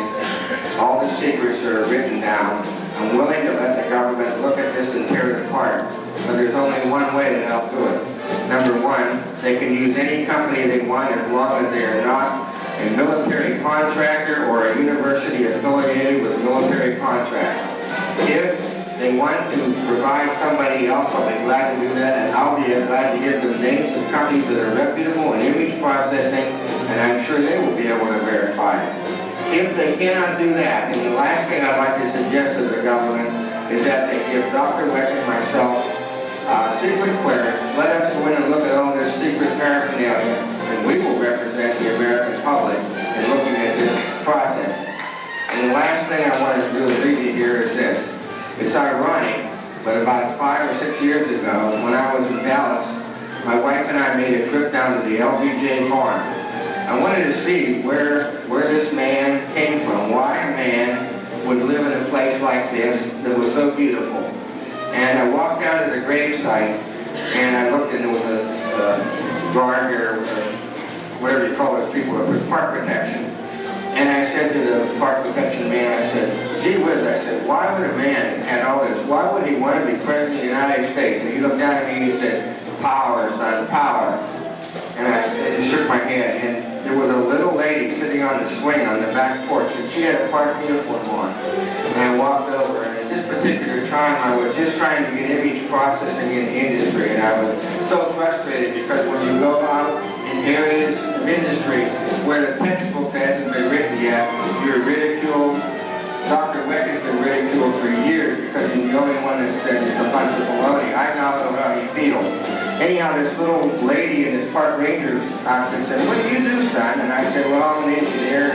She said, oh, that sounds exciting. And I started telling her, she said, well, you know, you sound like you're depressed. I said, yeah, I said, there are days, you know, I said, I guess I'm considered an oddball because what I do is not the acceptable method.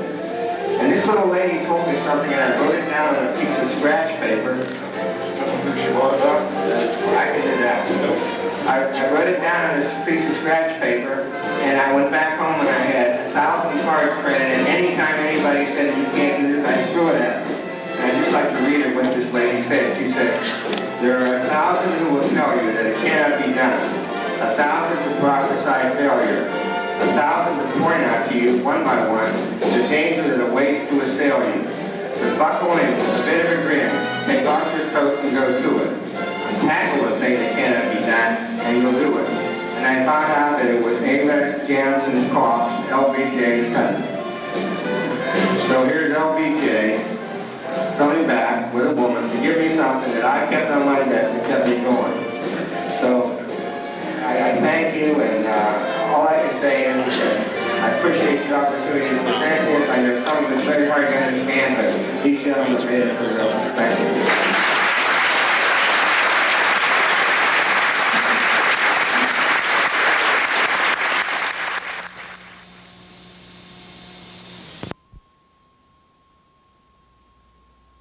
Vividly remember this.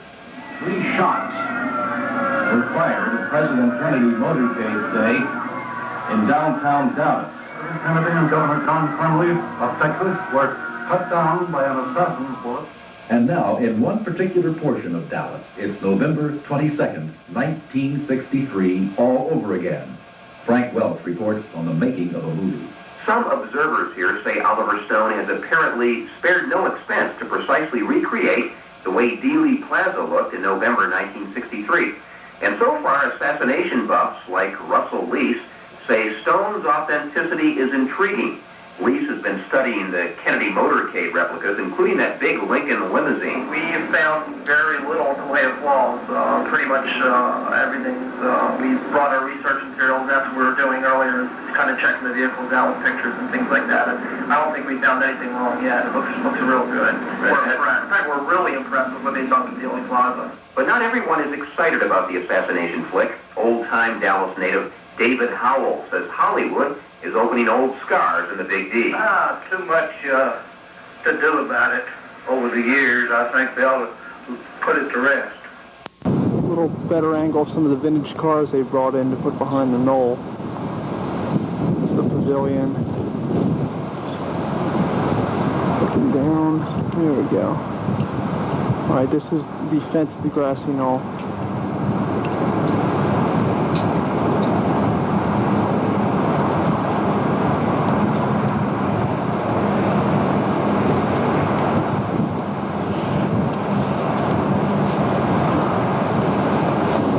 This is what a grassy knoll assassin would have seen. Right out over the fence.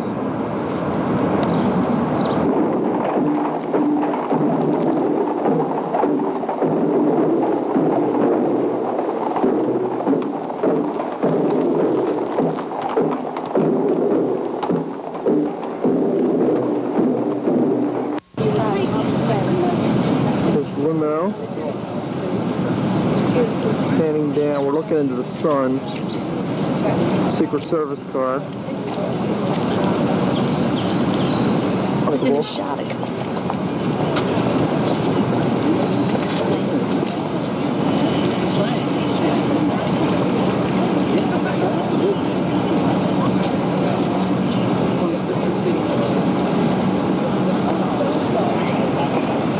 The inside of the presidential limousine. So here you see the jump seats, presidential seal, and the back seat.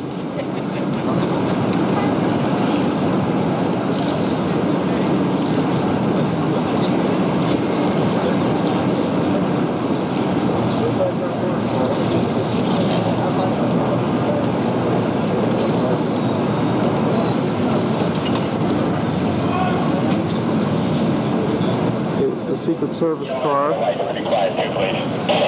You'll see all the guys here playing Secret Service agents. It's the presidential limousine. And this white car down in front is Chief Curry's car. Playing Chief Curry's car. Who's the Dallas Police Chief. Who's in the lead. Presidential limousine. He's in that first. From the other.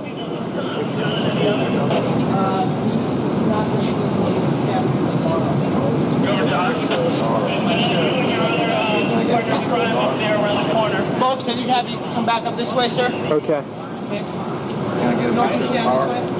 Be cool. I'm coming.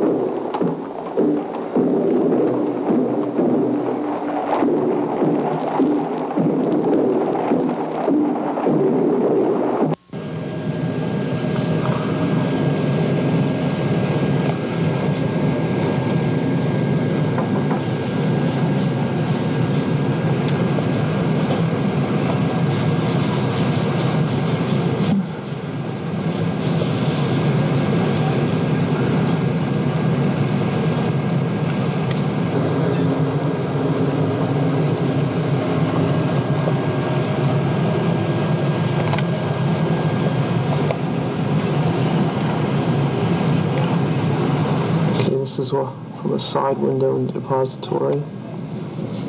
Swinging out looking down. The building you see right here is completely phony, made of foam bricks and scaffolding holding it up. The depository employees watch them build this strictly for the film, and they're going to tear it right back down as soon as they're finished. Looking at over here, this is the paved parking lot, actually. Which they imported dirt and railroad ties and vintage cars.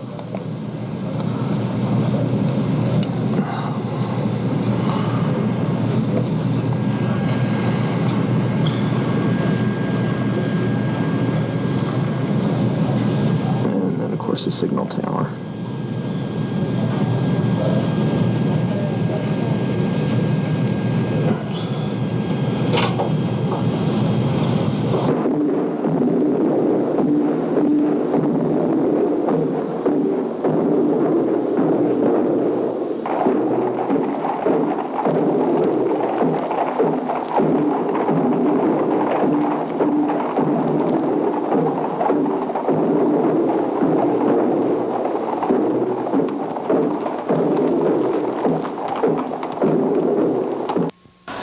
John Fitzgerald Kennedy, do solemnly swear. I, John Fitzgerald Kennedy, do solemnly swear. That you will faithfully execute the office of President of the United States. That I will faithfully execute the office of President of the United States. And will, to the best of your ability. And will, to the best of my ability. Preserve, protect, and defend the Constitution of the United States. Preserve, protect, and defend the Constitution of the United States. So help you God. So help me God. That the torch has been passed to a new generation of Americans born in this century, tempered by war, disciplined by a hard and bitter peace, proud of our ancient heritage, and unwilling to witness or permit the slow undoing of those human rights to which this nation has always been committed and to which we are committed today at home and around the world.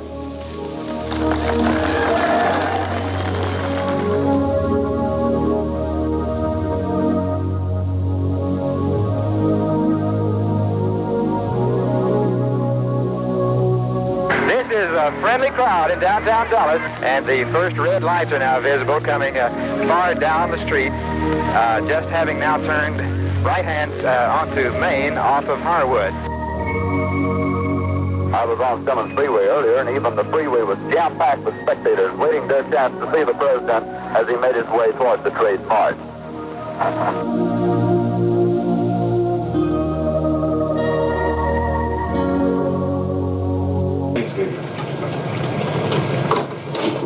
Here we go.